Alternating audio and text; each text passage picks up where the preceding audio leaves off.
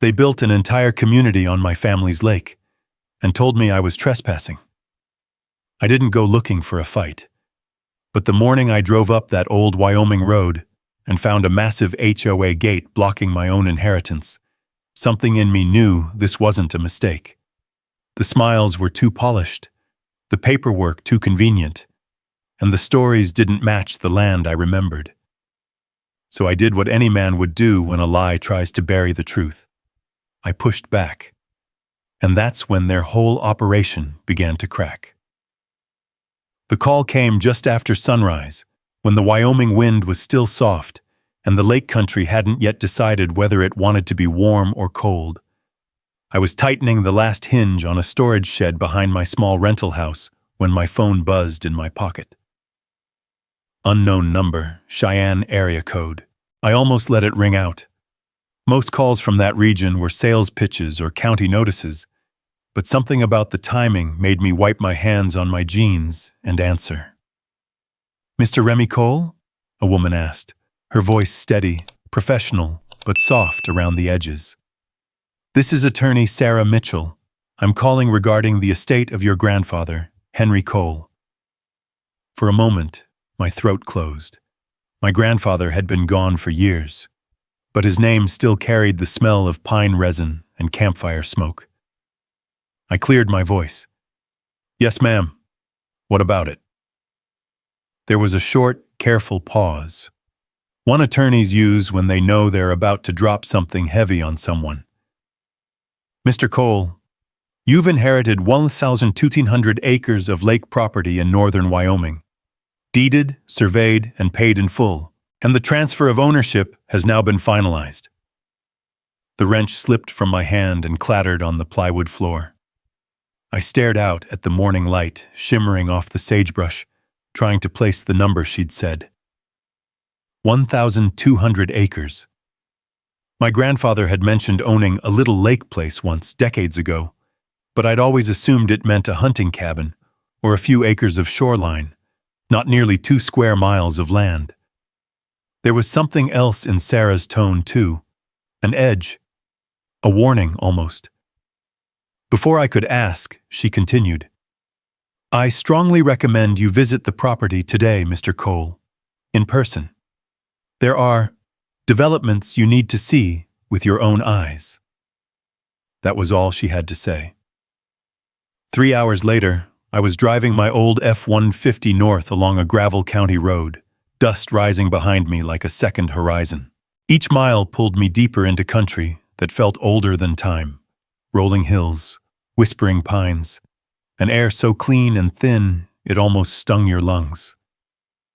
If my grandfather ever loved anything more than quiet land, I hadn't known about it. He spent his life building small dams and irrigation lines across Wyoming and Montana. Men like him didn't talk much. They didn't brag. They built things that stayed. And now, somehow, all of it belonged to me. The road narrowed and dipped toward a valley. My GPS pinged and glowed blue, signaling the coordinates Sarah had emailed. I expected a dirt path running along a tree line, maybe an old cabin leaning into the wind, maybe the abandoned foundation of one of Grandpa's old projects. But what I saw instead made my foot ease off the gas. A massive timber arch stretched across the road, thick logs stacked into the shape of a gatehouse, freshly stained wood, decorative steel pine cones dangling from chains. A slab of polished cedar in the center read in bold carved letters, "Lakeshore Pines Community Private HOA Property. No trespassing." I rolled to a stop, gravel crunching under my tires. This wasn't just a gate. It was a statement. Behind the arch stood a guard shack, real glass windows, stone base, metal roof, and inside was a man in a Navy uniform, radio clipped to his shoulder, who stepped out as soon as he saw my truck idling there. He approached with a posture that said he'd done this 1,000 times, one hand up, palm out, the other resting near his belt. He didn't look angry, just certain of where he was, certain of his authority, certain that I didn't belong. "Morning, sir," he said, leaning slightly toward my window without fully bending. This is a private residential community. Do you have a resident pass or a guest authorization? For a moment, I couldn't speak. My grandfather's land, my land, was supposed to be untouched wilderness, a place where the wind wrote the only rules. And yet here I was, staring at a gate that looked like the entrance to a high-end mountain resort. I forced my voice steady. I'm here to access the Cole property. The guard blinked once, slow. Cole property? Sir, there's no Cole property here. This entire valley is part of Lakeshore Pines HOA. You'll need to turn around. I reached into the console and pulled out the manila envelope Sarah had given me. Inside it, the deed she'd signed over that very morning. I held it up so he could see the seal catching the light. This land, I said quietly, belonged to my grandfather, and as of today, it belongs to me. The guard's expression didn't change, but something in his eyes flickered. Irritation or uncertainty, I couldn't tell. He straightened up and crossed his arms. Sir, he said more firmly, I'm telling you that you're currently trespassing on HOA property. If you don't have authorization, you cannot proceed past this point. A gust of wind swept through the valley then, cold, carrying the scent of lake water and distant pine. It tugged at my jacket, at the edge of the gatehouse sign, at something buried deep in my chest. I stepped out of the truck slowly, letting my boots settle into the dirt. The afternoon sun glinted off the wood beams above me, casting long shadows across the road. I stared at that gate, at the mark of authority carved into what should have been open land. For a long moment, all I could think was that my grandfather's footprints had once rested in this dirt. His hands had worked this soil. His sweat had salted this valley. And now there was a uniformed stranger telling me that I didn't belong here. Shock settled into my bones. Then anger. Cold, quiet, measured anger. Tell me something, I said, keeping my tone level. Who authorized this gate? The guard didn't answer. Instead, he reached for his radio, and as the static crackled to life, I realized something so sharp and clear, it felt like a blade pressing against my ribs. Whatever happened here, whatever this HOA thought they owned, whatever lines they believed they could redraw, they had built their entire world on land that wasn't theirs, and I intended to find out exactly how far they'd gone. The guard spoke into his radio, murmuring something I couldn't catch over the wind pushing through the pines. His words were clipped, formal, like someone reporting an intruder at a federal facility, not a man standing in front of the rightful owner of the valley. When he finished, he lowered the radio and gave me a look that was half warning, half irritation. Stay right here, sir. The HOA office wants to speak with you. He didn't ask if I wanted to speak with them. He didn't ask who I was. He didn't even pretend to check the deed I was holding in my hand. He acted like the gate outranked everything. History, paperwork, bloodline, and maybe for a while it had. A buzzing sound broke through my thoughts as the gate's steel arms shuddered, then swung open with a slow, mechanical groan. Behind the guard shack, a paved road curved into the valley, the asphalt slick and dark like it had been poured recently. On either side of it, rows of cabins stood in perfect symmetry, picture-perfect structures with big glass windows facing the lake and manicured gravel paths winding around them. Cabins on my grandfather's land. I climbed back into my truck and followed the guard's gesture to proceed. As I rolled forward, the sign overhead cast a long shadow across my hood. Private HOA property. I could almost hear my grandfather scoff at the idea. The man stayed clear of towns whenever he could. Said too many rules made people forget how to think straight. About half a mile in, the road widened, revealing a split-rail fence and a wooden lodge perched on a hill above the water. It looked nothing like my grandfather's world. This place had been designed by someone with a big budget and a bigger ego.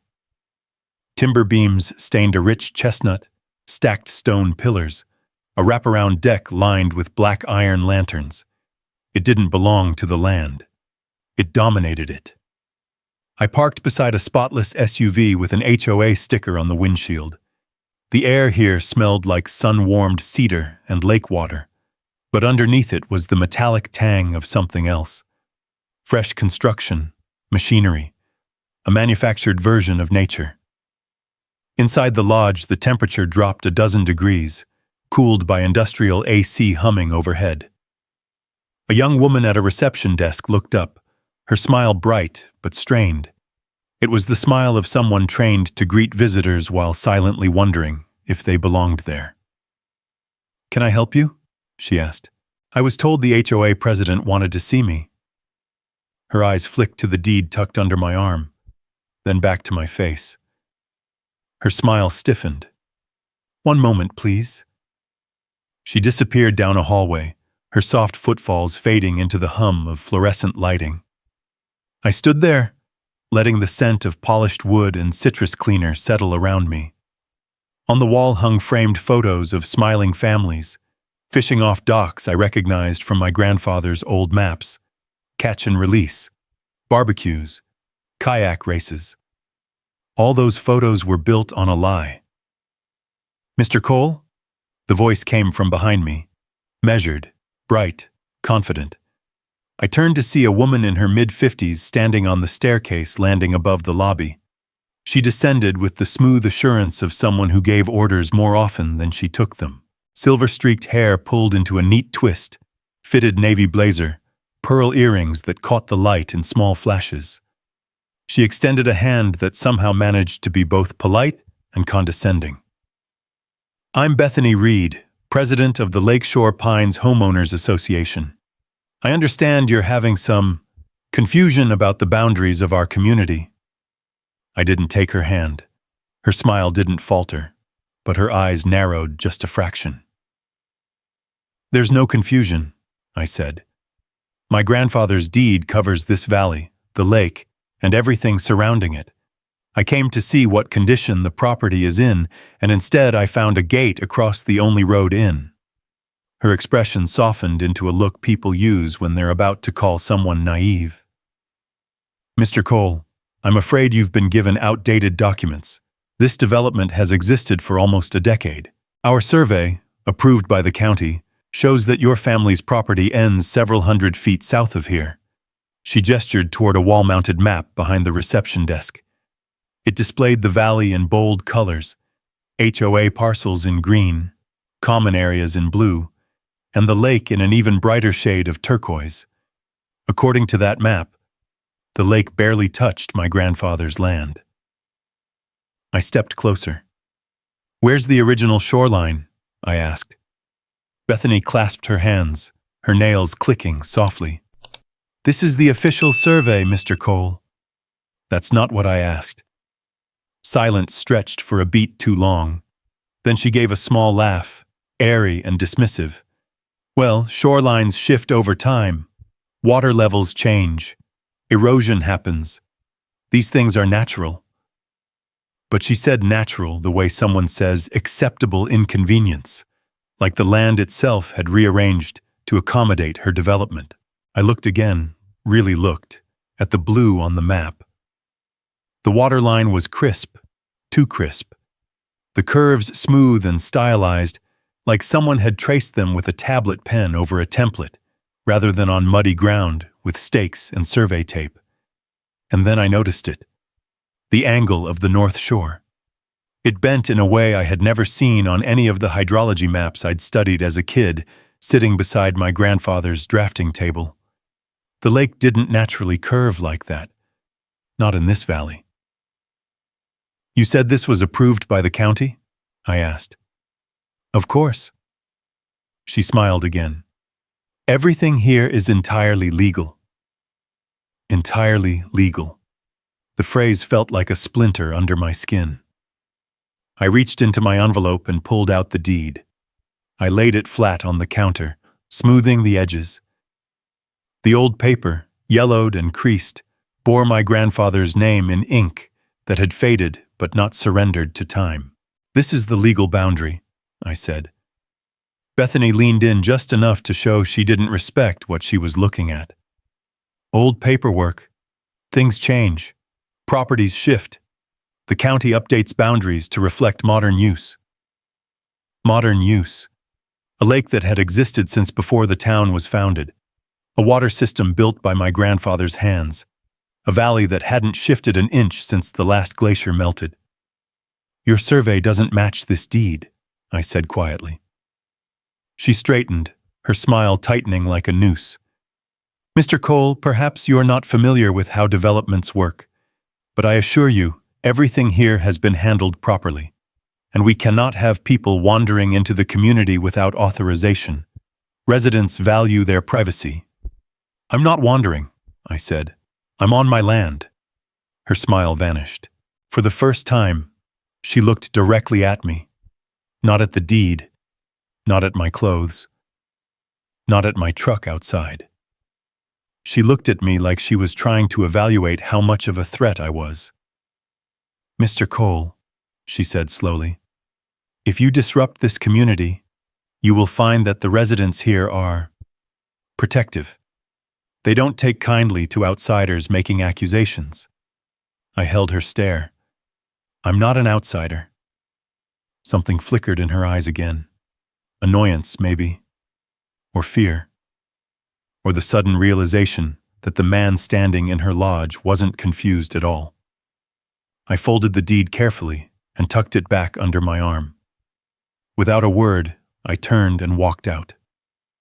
The cold air hit me like a slap as the lodge door closed behind me. The sky above the lake was a deep, impossible blue, the kind you only see in high mountain country. A breeze pushed ripples across the water, carrying the scent of pine and wet stone. It should have been peaceful, but nothing about this place felt peaceful. I stood there on the gravel, staring out at the cabins lining the lakefront. A dozen thoughts churned in my mind, each one sharper than the last. If their survey was real, why didn't the shoreline match historical maps? If their development was legal, why had Sarah sounded worried? If their authority was legitimate, why had Bethany relied on intimidation instead of documentation? I didn't have answers yet, but I knew one thing with absolute certainty. Those cabins weren't sitting on land that belonged to them. I drove out of the valley with my jaw clenched so tight it ached. The afternoon light was sinking behind the ridgeline, stretching long shadows across the dirt road. Every bump in the gravel rattled the papers in the passenger seat. The deed, the survey copies Sarah had emailed me, and a stack of brittle old documents my grandfather had left behind. They rustled like dry leaves in a storm, whispering the truth that nobody in that HOA wanted to hear. By the time I reached the turnout overlooking the lake, the wind had cooled. The sky had turned that pale winter blue color that only happens in high country. I parked the truck facing the water and shut off the engine. Silence wrapped around me. No cars, no voices, just the soft hiss of wind brushing through pine needles. I opened the envelope again.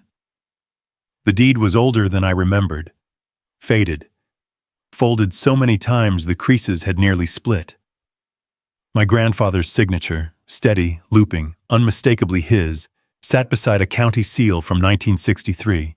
I traced the ink with my thumb, remembering the way he used to sit at his kitchen table sharpening pencils for his engineering drawings. He'd built half the small dams in this region, none of them flashy, all of them steady. The kind of structures meant to last longer than the men who drew them. He never talked much about owning land, but he talked a lot about keeping it. I set the deed aside and pulled out the hydrology maps from the envelope. These weren't casual sketches. They were stamped by the State Water Board, meticulously drawn diagrams showing flow rates, shoreline curves, emergency spillways. My grandfather had updated them all the way through the 80s. When I laid the HOA map beside his, the difference hit me like a punch. Their map curved inward, where the shoreline should bulge outward. Their lake levels were too shallow for the natural depth lines drawn decades prior. Even the spillway on their map looked like it had been invented out of thin air. No erosion changes lake shapes like that, and no natural shift moves a shoreline 200 feet. I steadied myself against the dashboard, breathing slow. Pieces were sliding into place. Uncomfortable pieces, the kind you wished weren't true but knew you couldn't ignore. The HOA hadn't just marked the land wrong. They had redrawn the lake itself. I flipped to another document, a yellowing folder marked Water Rights. Priority. My grandfather had kept everything neat, tape-smoothed edges, handwritten notes in the margins with dates, coordinates, even rainfall patterns. As a kid, I'd once asked why he kept so many papers, and he'd replied without looking up from his drafting board, because people forget the truth when it's convenient. Paper doesn't. I pulled out the top sheet. State of Wyoming, Water Rights. Certificate Priority Date, 1960. Holder, Henry J. Cole. Priority water rights weren't something you could fake, and they sure weren't something an HOA could rewrite because it wanted a lake view. I leaned back in the seat, letting the truth settle like silt in deep water. My grandfather's land wasn't just scenic acreage. It wasn't just a lake. It was a functioning water system, a regulated, documented, state-protected asset, which meant anyone interfering with it, anyone diverting it, anyone building over its infrastructure, wasn't just trespassing. They were violating state law, and they either didn't know that, or worse, they did. The cold wind pressed through the open truck window. I reached into my duffel and pulled out the old leather notebook my grandfather always carried. Its cracked cover felt familiar, grounding. Inside were sketches, water flow notes, and an entry dated June 1972. If something ever happens to me, whoever gets this land needs to remember one thing. Water doesn't lie. People do. My throat tightened. Outside the truck, the sky darkened, brushing the lake in tones of steel and silver. A few cabin lights flickered to life across the water, warm squares glowing against the encroaching dusk. Families settling in for dinner. Kids probably tossing pebbles off their rented dock. People enjoying a peaceful evening built on a foundation of stolen ground. I wasn't angry at them. Not yet. They didn't know. They couldn't know. But Bethany knew something. The confidence she wore wasn't ignorance. It was certainty. Certainty that the story she'd built would outshine the truth buried in the dirt. That a polished lodge and a row of expensive cabins could erase the decades of my family's work. I turned on the dome light and studied the HOA survey more closely. The boundaries didn't just shift. They shifted in straight lines, geometric angles that followed development convenience rather than topography. You could see where they nudged property lines to fit the marina footprint, where they narrowed Remy Cole's land to widen their lake access, where they framed everything to look legal to someone who didn't know better, someone who didn't understand water, someone who hadn't been raised by an engineer. As the wind picked up, I opened the last folder in the stack. Inside were 4 old black and white photos of my grandfather standing beside the lake's original spillway. He wasn't smiling, but he looked proud. His posture straight, his boots planted in the mud like he owned not just the land, but the responsibility that came with it. He never built anything halfway, and he sure as hell didn't build this for a homeowners association. I shut the envelope decisively and started the truck. The engine growled to life, vibrating through the steering wheel. Tomorrow, I'd bring these documents to Sarah. Tomorrow, I'd get the county records. Tomorrow, I'd start pulling every thread. But tonight, I just needed one last look. I stepped out of the truck and walked to the ridge where the land dipped toward the valley. The air was colder here, sharp enough to sting. Below me, the HOA cabins glowed like tiny outposts of borrowed luxury. The water reflected those lights in wavering ribbons. It should have been beautiful, but all I felt was a weight in my chest. A mix of grief, anger, and something colder underneath. Not vengeance. Not yet. Resolve, because standing there, watching the wind ripple across a lake my grandfather built with his own hands, I understood something with painful clarity. They hadn't stolen a view. They hadn't stolen a property. They'd stolen a legacy. And if they thought I would walk away quietly, they didn't know a damn thing about the man who raised me. Morning broke cold and sharp over the valley, the kind of Wyoming dawn that felt like it had teeth. Frost clung to the grass, glittering pale blue under a sky still deciding whether to warm up or stay stubbornly winter. I stood outside my truck, thermos steaming in my hand, waiting for Sarah Mitchell to pull up. She arrived 5 minutes early, typical Sarah.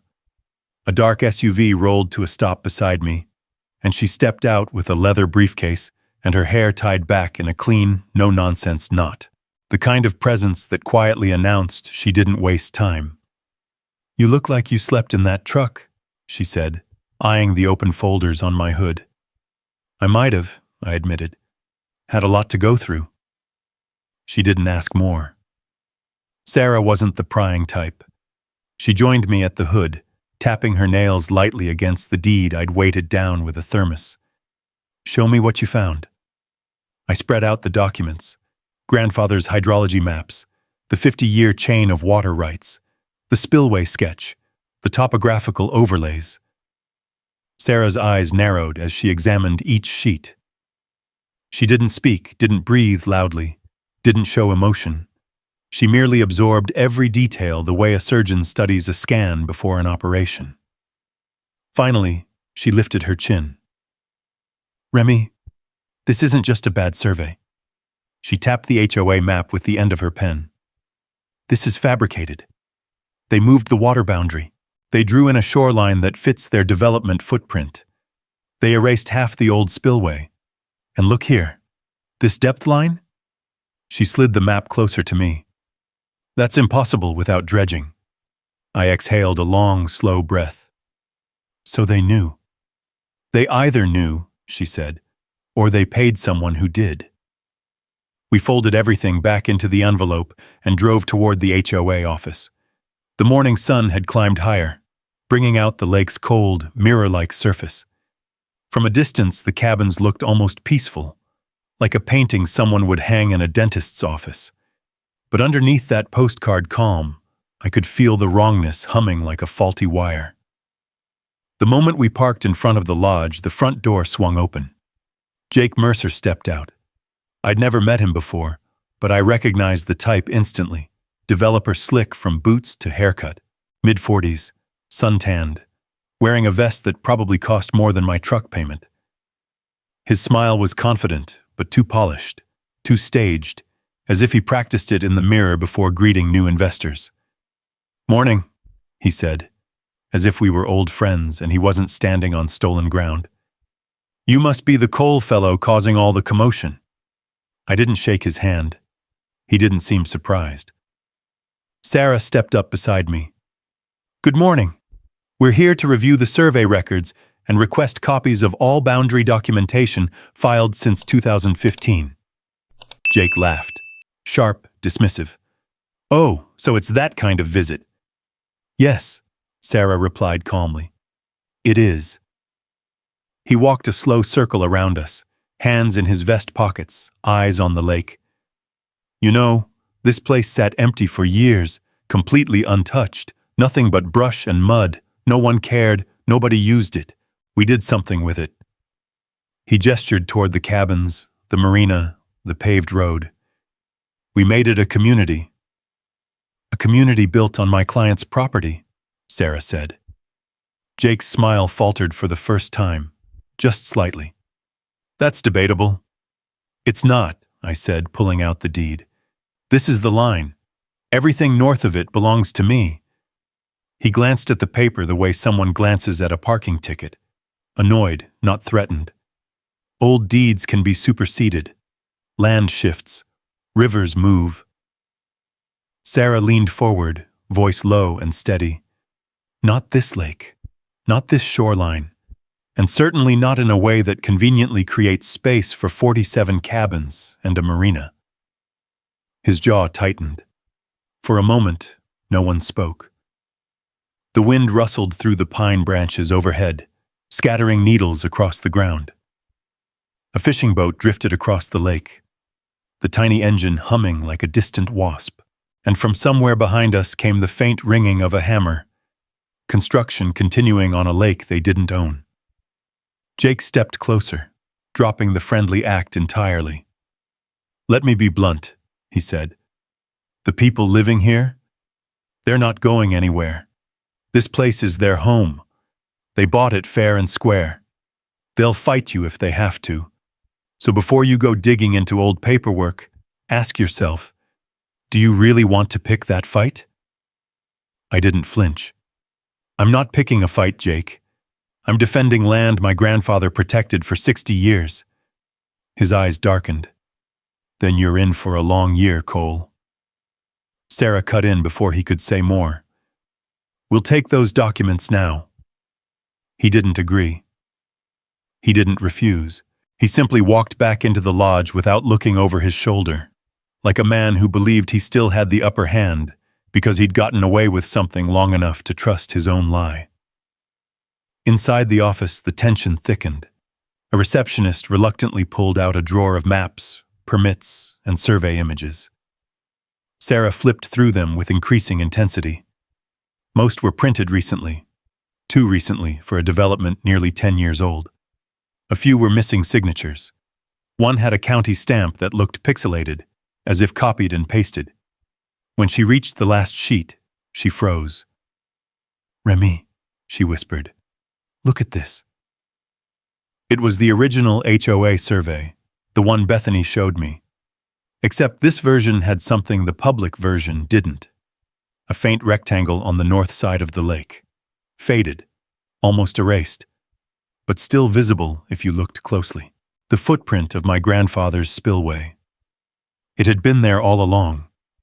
They had deliberately drawn over it. The evidence was right beneath their ink. I felt the shift in my chest, a familiar one. The moment when confusion gives way to clarity.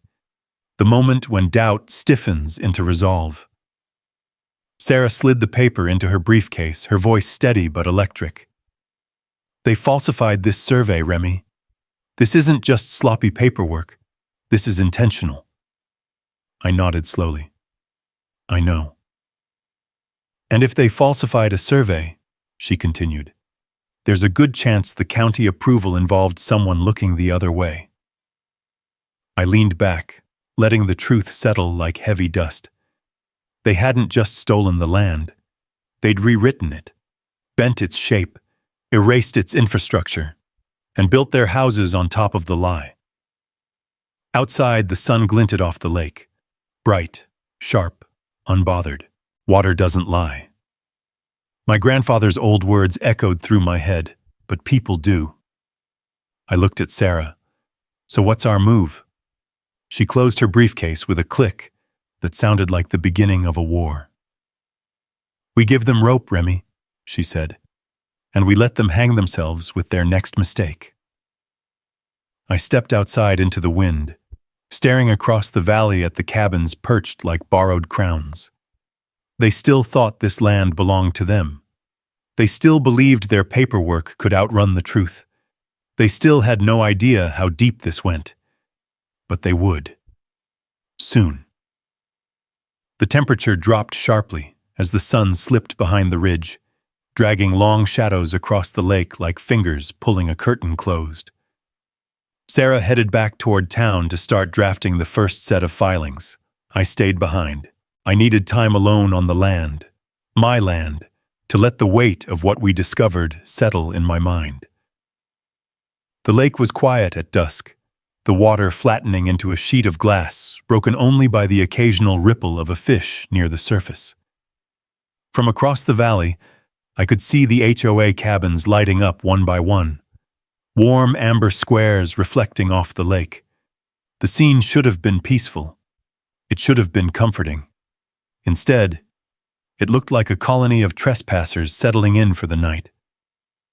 I parked my truck along the dirt road and walked toward the old trailhead that once led to my grandfather's cabin.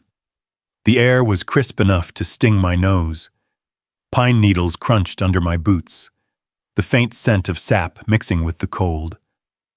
I half expected to find some trace of his marker stones, the ones he always used to border footpaths and mark survey points. But nothing remained. It was as if someone had smoothed the land with a giant hand. I exhaled, long and slow. My grandfather had spent decades walking this shoreline, maintaining the system he built. And in a few short years, the HOA had bulldozed over history as if it were topsoil. My phone buzzed in my pocket, vibrating steadily. Once, twice, then a rapid series of alerts that made the hairs on my arms rise. Reception was spotty out here, so when the signal held long enough to deliver 10 notifications at once, it meant something was happening. I unlocked the screen. At first, I didn't understand what I was looking at. Then the reality hit me like a blow. Comments, posts, mentions, dozens of them. A public HOA Facebook group had posted a message about me, my name, the fact that I stormed into their office claiming ownership of community property, and a warning for residents to remain vigilant. I read one line twice just to be sure I wasn't imagining it. This man is attempting to defraud our community. He is not the rightful owner.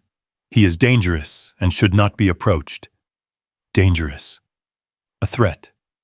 A fraud. They weren't just defensive. They'd gone on offense. My pulse ticked up, but my mind stayed steady. Panic never helped anyone. My grandfather had taught me that too. He used to say that when a storm barrels down a valley, everyone runs except the people who understand wind patterns. They duck behind the right rock, wait for the gust to pass, and come out standing. I scrolled through the comments. Some were confused, but most were angry. Angry at a stranger they'd never met. Angry at the idea of losing cabins they'd been told were legally theirs. Angry because the HOA had handed them a villain. I realized something then. Bethany wasn't stupid. She was faster than I expected. She was shaping a narrative before I could present the truth. Turning the entire community against me was her first move, and she played it early, loud, and with confidence. I kept scrolling. The posts got worse. A blurry photo of me walking near the lodge. A caption calling me an agitator. People speculating about what kind of scam I was running. A few old-timers swearing they would defend the community if needed. None of it was overtly violent, but the undertones buzzed like a live wire. Then I saw something that stopped me cold. A resident had posted, "We should confront him. HOA can't do everything alone." 6 people liked it. 2 commented that they were standing by. My throat tightened. I looked around the valley, scanning the tree line and the road. Night had fallen fast, wrapping the land in a velvet darkness broken only by cabin lights scattered like sparks around the shore. But it didn't feel like solitude anymore. It felt like eyes might be watching. I walked back to my truck, the gravel crunching louder than before. I started the engine, headlights cutting through the shadows as I drove toward the base of the valley. My phone buzzed again, this time with a new alert that made my skin prickle. "Unknown number. We know what you're trying to do, back off." Another came seconds later. "You're not welcome here." I didn't reply. My grandfather had warned me about people who operate in packs. They're loud until they're confronted with someone who doesn't flinch. Still, I wasn't foolish. A man alone in the dark, facing a community that believed he was the enemy. That was how bad stories started. I drove straight to the small rental cabin I'd taken near the outskirts of town. The place was modest. Bare floors, thin walls, the smell of old pine soaked into the beams. But it was safe. I double-checked the locks before setting my papers on the kitchen table. Then I set up cameras. One pointed at the front door, another at the window. a motion sensor at the porch. Not because I expected violence. Wyoming folks weren't usually that kind of people. But because fear made good people reckless, and lies made them desperate. When everything was in place, I called one person, Marcus Hale. If there was anyone in this county who knew when lines were being crossed, and who'd speak up even if it made enemies, it was Marcus. He'd been sheriff here for 15 years, and he'd known my grandfather even longer. He answered on the third ring. "Remy? Haven't heard from you in a while." His voice was warm, worn in like old leather. "I need to talk to you," I said. "HOA trouble." A low whistle filtered through the speaker. "Lord, son, I've been hearing things. You okay?" "For now. They've gone public against me, posting threats, painting me as a scammer." "Already?" He sounded almost impressed. "That fast?" "They're scared," I said. "And a scared HOA is a loud HOA." He paused. "I'll stop by tomorrow, early." "Thanks, Marcus." "Don't thank me yet," he murmured. "HOA fights get ugly in these parts. Folks get territorial over things they shouldn't." He hung up after promising to bring coffee and whatever documentation he had access to. I set the phone down, listening to the old cabin creak as the temperature dropped outside. The heater clicked on, blowing dry, warm air across the room. For the first time all day, exhaustion settled into my bones. I sat at the table in the quiet, lit only by the soft glow of a lamp reflecting off the deed beside my elbow. My grandfather's signature stared back at me, steady, neat, unwavering. I remembered him sitting on a porch overlooking this same lake, long before cabins and marinas stole the horizon. He used to say that land wasn't something you owned. It was something you guarded, because someday someone would try to take it. And tonight, reading those threats, seeing how quickly lies spread, feeling the pressure of an entire community turning its gaze toward me, I realized he'd been right. This wasn't just about boundaries, wasn't just about maps, wasn't even just about the lake. It was about protecting something that was mine by right, by work, by legacy, and doing it the way he taught me, quietly, carefully, lawfully. The people shouting online didn't bother me. The threats didn't scare me. And Bethany's arrogance didn't shake me. If anything, all of it made one thing clear. They were already losing control of their own story. And they knew it. Tomorrow, the real work would begin.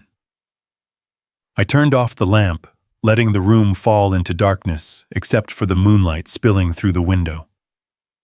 Somewhere far off, across the valley, a dog barked.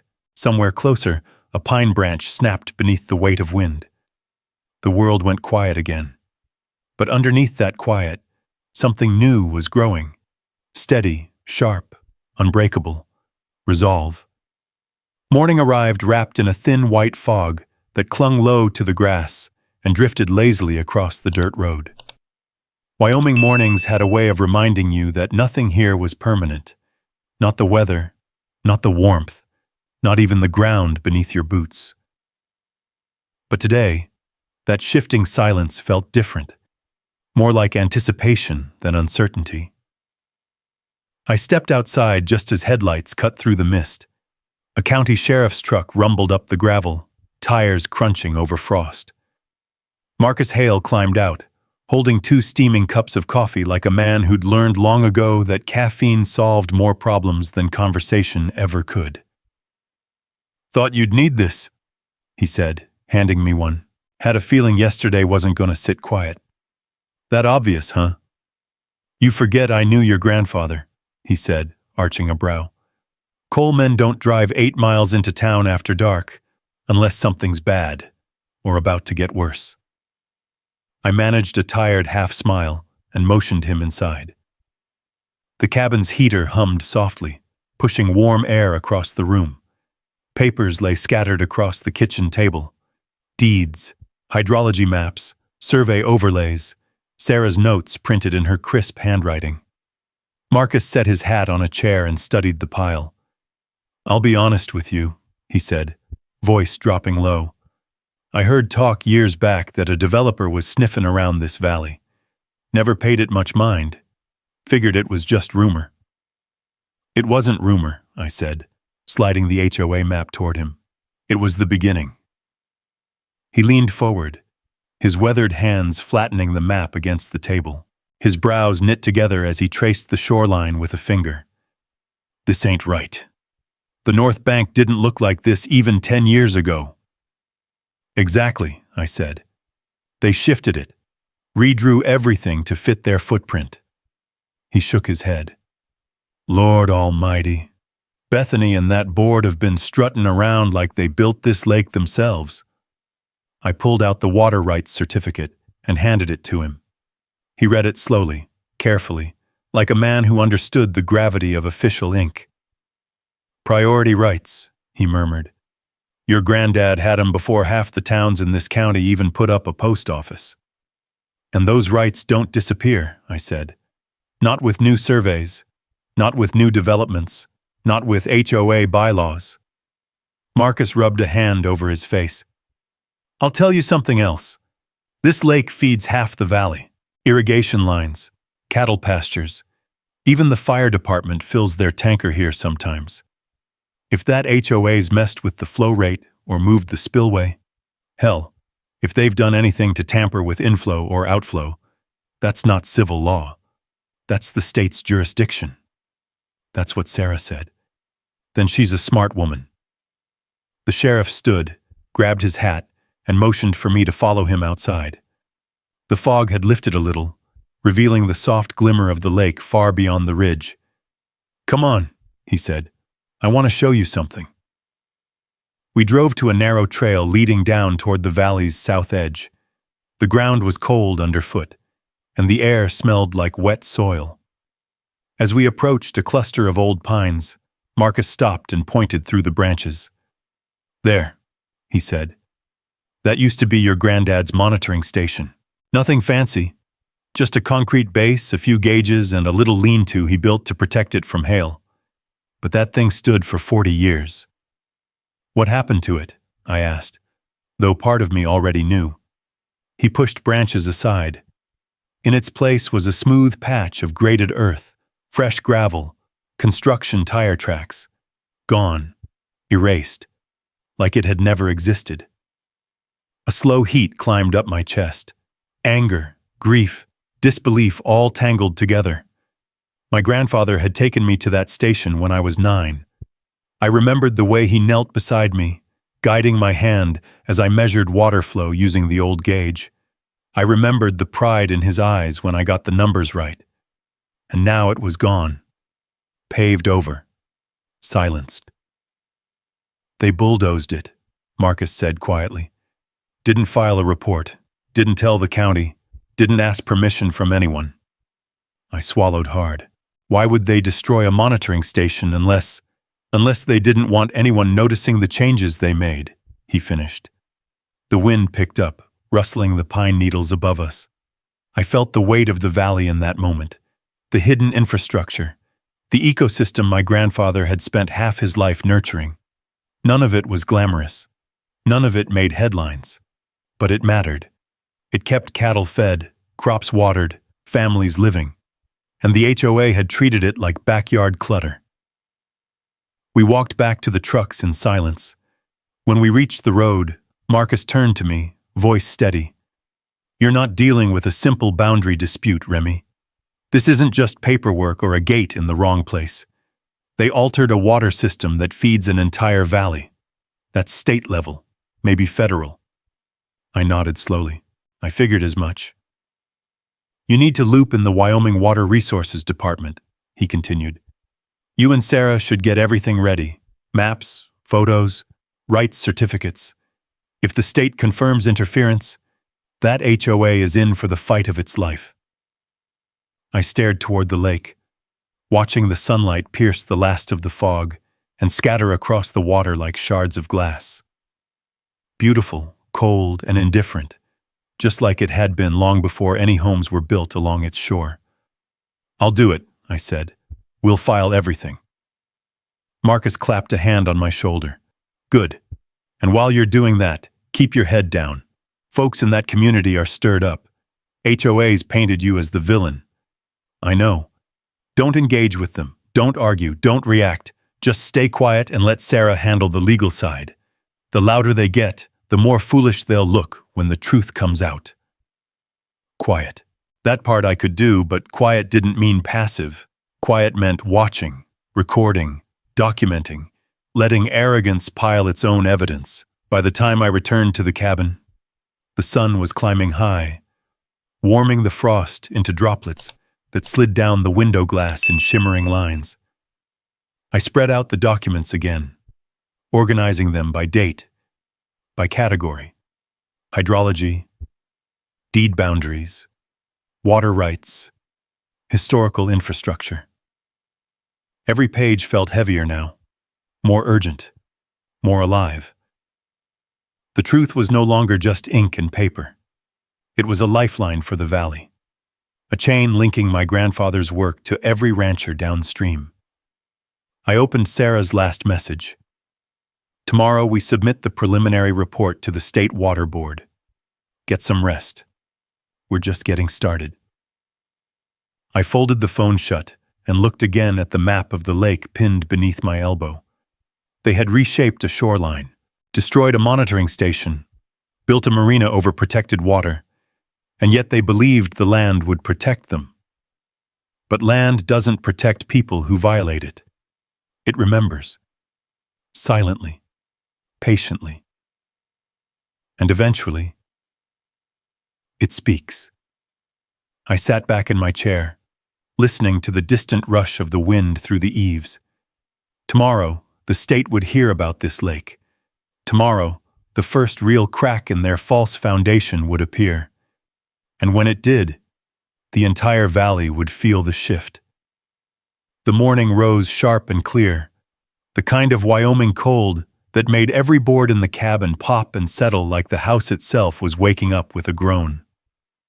I'd barely slept, running through documents in my mind, flowcharts, survey overlays, old maps from my grandfather's files.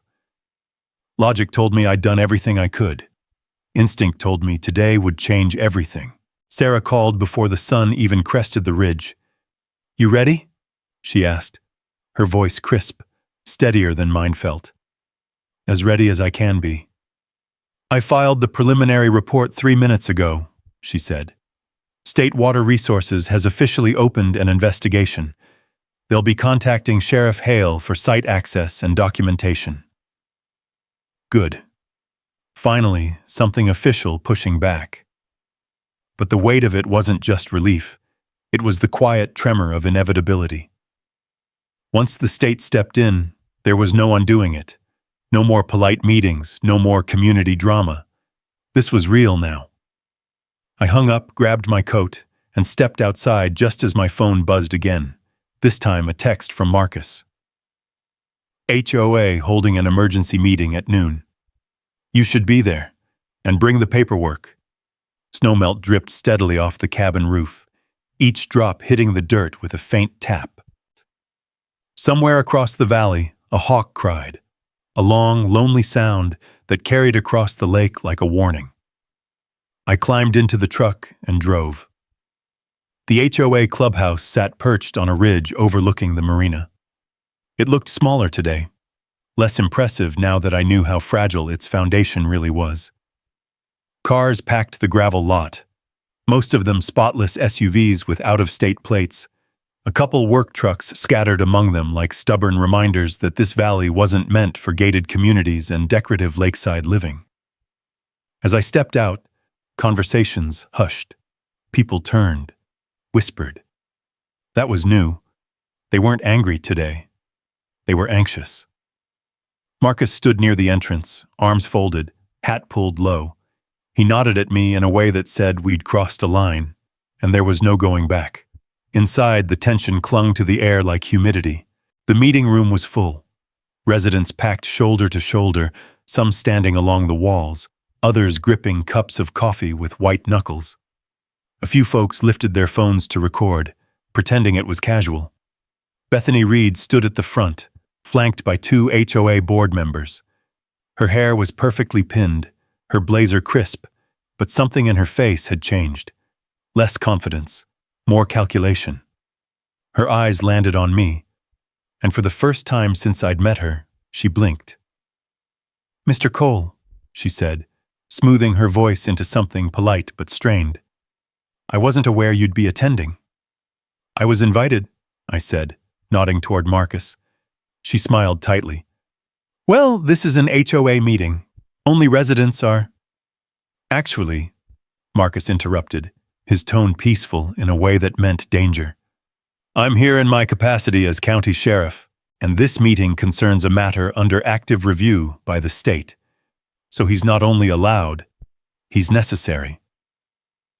A murmur rippled across the room. Bethany lifted her chin, but the tremor in her jaw betrayed her. She cleared her throat.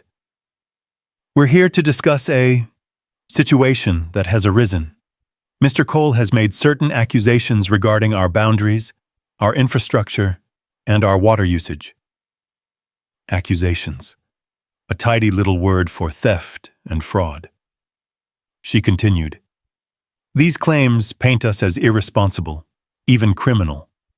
But I assure you, our survey is legitimate, our improvements legal, and our community built on land openly recognized by county officials."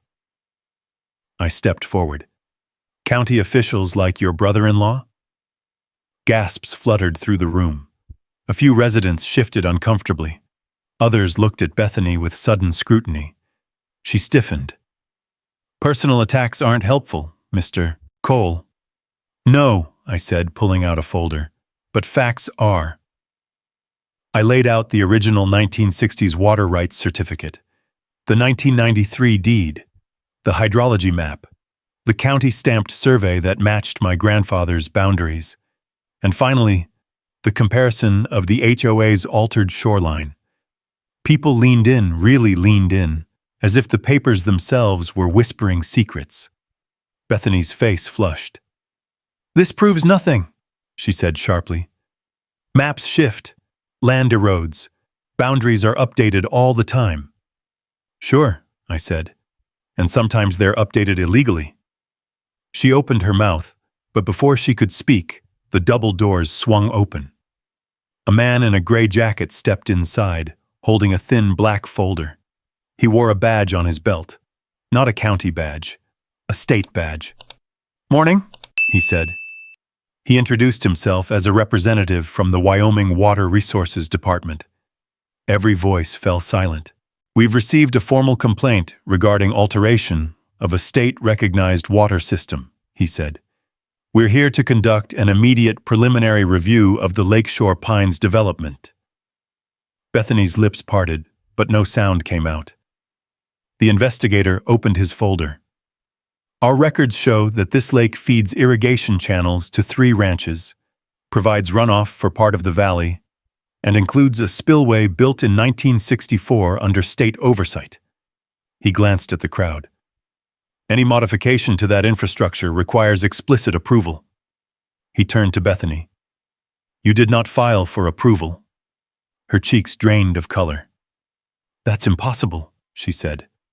"Our contractor handled—" The investigator cut her off gently but firmly. "Your contractor never submitted documentation, and your HOA's construction has obstructed part of the spillway." People murmured in alarm. I watched the room whirl with confusion and dawning anger. This wasn't about me anymore. This was about water, about ranching families who depended on this lake for survival. It was about the valley itself. The investigator continued. "Additionally, we've received evidence that an original monitoring station was demolished without proper filing. That alone is a violation." Bethany swallowed hard. "There must be a misunderstanding." Marcus stepped forward, voice steady. "There's no misunderstanding. I took the photos myself." The investigator nodded slowly. "As of now, per state authority, the marina is suspended. All HOA development involving water access is frozen until our review is complete. The room erupted. Questions, anger, panic. The polished veneer of the HOA began to fracture, splintering like ice under pressure. I didn't raise my voice. I didn't need to. When their shouting softened, I spoke clearly. You didn't just build over my land. You built over a water system my grandfather protected for half a century. You didn't just steal property. You stole the lifeblood of this valley. People stared at me, not with hostility, but with something new. Recognition, fear, understanding. Bethany clutched the edge of the podium like she needed it to stay standing. You can't prove intent, she whispered. I held her gaze. I don't have to. The state will. Marcus stepped beside me, his presence solid as bedrock. The investigator closed his folder. And just like that, the tide shifted. From that moment forward, the HOA wasn't fighting me. They were fighting the truth, the law, the valley. The lake was never theirs, and now everyone finally knew it. The next 48 hours moved like weather sweeping down from the Tetons, slow at first, then fast enough to rattle windows. Word spread across the valley quicker than wildfire gossip. The state was investigating Lakeshore Pines. The marina was frozen, and the HOA president had been blindsided in her own meeting. By the time noon rolled around the following day, every truck pull-off, gas station, and diner counter in 2 counties had some version of the story. Most were wrong, a few were close, and maybe 2 or 3 actually got the details right. But the part people understood, really understood, was simple. They built on the wrong damn land. I wasn't looking for attention, but once the state stepped in, attention found me. Strangers stopped me at the feed store. Folks I hadn't seen since high school knocked on my cabin door, some to offer support, some to ask what it all meant for their irrigation lines. But the HOA? They didn't stay quiet. They doubled down. At 7 that morning, a message hit every resident's inbox and phone. A mass HOA announcement dripping with blame, denial, and just enough half-truth to sound official. A disgruntled outsider is attempting to destabilize our community. All allegations are being handled internally. Residents are encouraged to stand united against false claims. They even attached their doctored survey map again, as if a PDF could outrun the state of Wyoming. By 10, I got another text. Not from Sarah, not from Marcus, but from a resident named Donna who'd been polite but cautious at the meeting. You'd better come. Bethany called a full board session. It's about you. So I went. The clubhouse, once a symbol of pride, now looked like a stage where someone was losing control of the script. People crowded inside, talking in low, tense voices. The windows facing the lake cast pale light across the long meeting table, illuminating stacks of paper, binders, and a projector already humming. Bethany Reed stood at the front. Her hair was pulled so tight it looked painful. Her expression had the polished shine of someone pretending they were still in charge, just a little too bright at the edges, like enamel cracking under heat. Beside her, Jake Mercer leaned against the wall with his hands in his pockets, scanning the room like a man taking inventory of a challenge he still believed he could win. I walked in and the room reacted. Some people shifted away.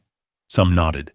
Some stared like they were trying to reconcile everything they'd learned in the last 24 hours.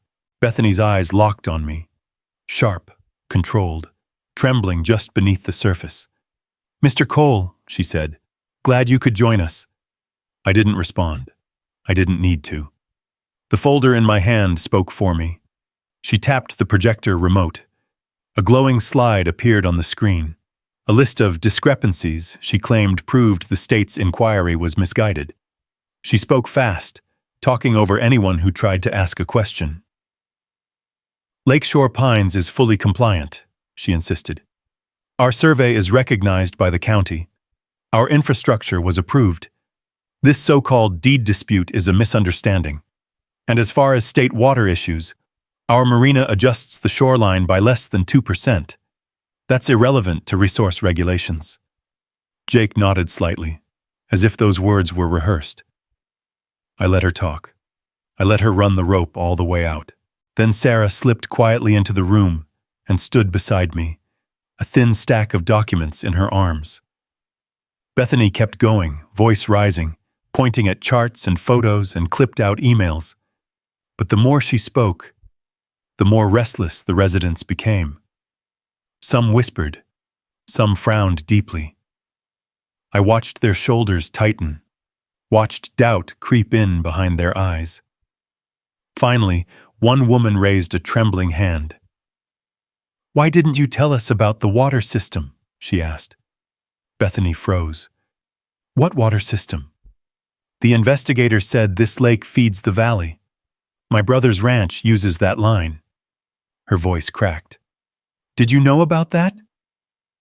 A few murmurs rose like a shifting tide. Bethany swallowed. "That's not part of HOA jurisdiction." "You built a marina on top of it," someone else said. "You blocked a spillway," another added. "It's right there in the photos." Bethany's voice sharpened, brittle as glass. "Those claims are exaggerated. We've followed county guidance at every step." "County guidance like your brother-in-law?" a man said from the back. Silence fell so fast, it felt like the air thickened. Jake pushed off the wall, stepping forward. "All right, let's get something straight. This development brought value to the valley. Jobs, foot traffic, property uplift. Without us, this area would still be a forgotten patch of land collecting dust and dead pine needles." I turned halfway toward him. It wasn't forgotten. It was owned. Jake smirked. "Then someone should have been taking care of it." I stepped closer, not threatening, just present. "My grandfather did. For 50 years. You paved over his work." Bethany's voice cracked as she tried to redirect the room. "Let's move on. This meeting is not an interrogation." But the room was already shifting, pivoting toward me like a slow-turning compass needle. People were done being told what to think. Sarah exhaled softly beside me and opened her folder. "Enough," she said, her voice calm but undeniably firm. "We have documentation that needs to be acknowledged." Bethany's jaw clenched. "You weren't invited to speak." "Good thing legality doesn't run on invitations," Sarah said. And then she placed the papers on the table, one set at a time, in clean, deliberate movements. Deed. Survey overlays. Water rights. State filings. Hydrological maps. Photos of construction over the spillway. Approval stamp signed by Bethany's brother-in-law. Each sheet landing like a weight, or a blow, or a verdict already forming. Residents pressed closer, reading silently. The soft shuffle of paper sounded like snow falling. Someone whispered, "My God, this is real." Sarah didn't raise her voice, didn't get emotional. She simply laid out the facts, crisp, undeniable. "These documents were submitted to the state yesterday," she said. "They are part of an official investigation. And every signature, every coordinate, every timestamp matches the claim that this land, this lake, belongs to Remy Cole." Bethany's breath hitched. Jake's shoulders tightened. A man near the front turned to them, his face pale. "You told us everything was cleared. You told us the property was abandoned." "It was abandoned," Bethany snapped, desperation seeping through her tone. "Nobody lived here for decades." I shook my head. "Abandonment is a legal term, and nothing about this land was abandoned. Taxes were paid. Surveys were filed. Boundaries recorded. My grandfather gave this valley water. You gave it paperwork." A woman with silver hair looked at Bethany with tears in her eyes. "Did you know the owner was alive when you started this?" Bethany's lips trembled. I acted within the county's guidance," someone else interrupted, voice harsh and shaking. "No, you acted within your own." The dam broke. Not literally, God forbid, but emotionally, the room cracked wide open. Questions turned into accusations. Accusations turned into disbelief. Disbelief turned into anger, not directed at me, not anymore, at her. Bethany slammed both palms on the table. "This meeting is over." But the room didn't move. No one stood. No one followed her authority. Control had left her hands the second the truth hit wood, and she knew it. She stormed out, Jake following, muttering curses under his breath. The door slammed with an echo that felt like a chapter closing, even though the story was far from finished. When they were gone, the residents turned to me, some apologetic, some fearful, some trying to understand where this left them. But for the first time, they looked at me not as a threat, but as the one person who had been telling the truth all along. It wasn't victory, not yet. But it was the moment you feel the earth shift beneath your boots and know it's shifting in your favor. The papers had hit the table, and nothing would be the same. 3 weeks later, winter swept down from the northern ridge like a living thing, cold, decisive, stripping the last of the golden leaves from the cottonwoods. The lake, once restless with boat wakes from the HOA marina, now lay quiet, glassy, untouched. The state shutdown order held strong, and for the first time in years, the water seemed to breathe. I wished I could do the same, because today was the hearing, not the final trial, not the sentencing, but the one moment that could determine whether the judge would freeze all HOA activity, recognize the original boundaries, and formally acknowledge my ownership, pending trial. A hinge point, a pivot, a day where the truth either took root or got buried deeper. I arrived at the courthouse early, the kind of early that gives you a moment to sit in your truck and gather yourself. Frost feathered across the windshield. My thermos steamed on the dash. The deed lay open on the passenger seat, the same deed my grandfather had kept folded so many times the creases had turned into soft white lines. I touched it gently, like the paper itself carried his handprint. "You ready for this?" a familiar voice asked. Sarah stood outside the truck, wrapped in a dark coat, hair pulled back, eyes sharp. She didn't look nervous. Sarah never looked nervous. She looked prepared. "As ready as I can be," I said, stepping out. "We have everything we need," she said quietly. "The judge is known for sticking to facts, not emotions, not persuasion.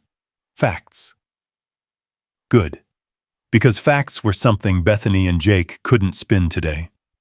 People had already gathered near the steps, residents from Lakeshore Pines, some clutching folders, some whispering, some glaring. Not at me anymore. At each other. At the board. At the mess they were suddenly realizing they'd been part of. Then the HOA SUVs rolled up like a parade nobody asked for. Out stepped Bethany in a navy suit that didn't quite hide the tremor in her hands, and Jake Mercer in a tailored coat that screamed money and denial. Their legal team followed, 4 attorneys in charcoal suits, each carrying thick binders meant to look intimidating. Marcus arrived next, hat low, jacket zipped high against the cold. He nodded to me with a small, grounding sort of gesture, one that told me I wasn't walking into this room alone. Inside, the courtroom smelled of old wood, paper, and heat from the vents. The benches creaked as residents filed in. Some leaned forward, elbows on knees. Others clutched their coats like armor. Everyone knew this day mattered. The bailiff announced the judge. She entered with the calm weight of someone who'd seen every possible version of human conflict. Her silver hair was neatly pinned back, glasses perched halfway down her nose, eyes sharp as mountain frost. "Good morning," she said. "We are here to hear arguments on preliminary injunction regarding property boundaries, water infrastructure, and unauthorized development." We all stood. then sat. The sound of 100 people shifting wood and fabric echoed like a soft wave. Sarah rose. "Your Honor," she began, stepping to the podium, "I will demonstrate through deed records, survey comparisons, hydrological maps, and sworn statements that my client, Remy Cole, is the lawful owner of the land on which the Lakeshore Pines development sits. Furthermore, we will show evidence of deliberate boundary manipulation, unauthorized construction on a state-regulated water system, and fraudulent filings." Her voice was steady, controlled, sharp enough to cut steel. She clicked the first slide onto the court screen. The original 1993 deed, my grandfather's name, the boundaries clear as a winter sky. Whispers rippled behind me. Next slide. The HOA's 2018 survey, shifted 200 feet south, as cleanly and suspiciously as a missing puzzle piece. Then came the water rights certificate from 1960, the spillway map, the state's letter confirming unauthorized interference. The judge leaned forward. "Ms. Mitchell," she said, "please clarify the timeline of acquisition and development." Sarah did, in crisp detail. When she was done, the judge turned to the defense. "Your response." The lead HOA attorney approached with the swagger of someone used to steamrolling small-town disputes. "Your Honor," he said smoothly, "this case is being blown far out of proportion by an individual who seeks to displace an entire community out of personal greed. Lakeshore Pines purchased this land in good faith. Our survey was accepted by the county, and our residents, families, have built their lives there." Emotion. Deflection. A smokescreen his client had relied on for years. The judge didn't blink. "Address the documents," she said, "not the sentiment." He hesitated just long enough for the room to feel it. Then Sarah stepped forward again. "We anticipated that argument, Your Honor." She played the recording. Bethany's voice filled the courtroom. "We formalized what was already the reality on the ground. The old boundaries were outdated, and we moved fast before heirs surfaced." You could have heard a pine needle drop. Bethany's face drained of color. Jake stared at the floor. A few residents gasped. One woman covered her mouth. The judge listened with no visible reaction, just a tightening around her jaw. Then she asked the question that mattered most. "Ms. Reed, did you or did you not have knowledge of a valid, recorded deed at the time of development?" Bethany stood slowly. Her attorney put a hand on her arm, whispering something. She pulled away. Her voice cracked. "I may have been aware of historical filings." Sarah raised a single finger. "Your Honor, may we enter Exhibit 14? The judge nodded. Sarah handed the bailiff the email, the one from 2018, the one that mentioned my grandfather by name, and his death, and the narrow window. The judge read it silently. Then she closed the folder and looked at me. "Mr. Cole, please stand." I did. She turned to the courtroom, voice steady, firm, unflinching. "The evidence is clear. The court grants the preliminary injunction. All HOA development is suspended. All operations on the disputed land are prohibited. The marina shall remain closed. The HOA is barred from altering or removing any documents or infrastructure." Bethany swayed where she stood. Jake's hands balled into fists. Residents whispered, some relieved, some stunned, some furious at the woman who had led them here. Then the judge delivered the words that cracked the last piece of their foundation. "This court finds sufficient cause to refer the matter for criminal investigation into potential fraud, trespass, and official misconduct. Depositions will begin within 14 days. It was quiet. Not the stunned quiet of disbelief. Not the angry quiet of tension. The quiet of truth finally landing. The quiet of a lie collapsing under its own weight. I sat down slowly, palms warm, heartbeat steady. I didn't celebrate. I didn't smile. I didn't gloat. I just let the weight lift, piece by piece, like something heavy finally sliding off my shoulders. The hearing ended. People rose. Voices rose. Papers rustled. Doors opened. As Bethany walked past me, eyes hollow, she whispered, "You've ruined everything." I shook my head. "No," I said softly. "I just stopped you from ruining anything else." Marcus met me at the back of the courtroom. He clapped a hand on my shoulder. "You did it," he said. Maybe. Maybe not yet. But for the first time since I arrived at that cursed gate, I felt the faint, undeniable warmth of something I'd nearly forgotten. Justice. Winter settled in fully by the time the final judgment came down. Snow stacked on the pine boughs, soft and heavy, muting each sound until the entire valley felt wrapped in cotton. The lake, once choked by wake trails and motor noise, now lay still beneath a thin sheet of ice, reflecting the gray sky like a mirror that couldn't be lied to anymore. I stood alone on the bank that morning, boots half buried in the frozen mud, watching the water breathe beneath its glassy skin. The sheriff's caution tape still fluttered on the old HOA gate up the hill, a thin yellow line cutting through the white landscape like a reminder of what had been taken, and then taken back. My phone buzzed in my pocket. It was a short text from Sarah. Judgment finalized. Restitution cleared. It's over. I stared at the message until the screen dimmed. It didn't feel like victory. It felt like the quiet right after a storm, a right earned inch by inch, document by document, truth by truth. The judge's ruling had been firm, almost merciful in its clarity. The HOA dissolved. Bethany convicted on multiple counts. Jake barred from future development in the county. The 47 families compensated by restitution, not from me, but from the fraud that targeted them. My ownership recognized in full. Every illegal structure subject to removal or renegotiation.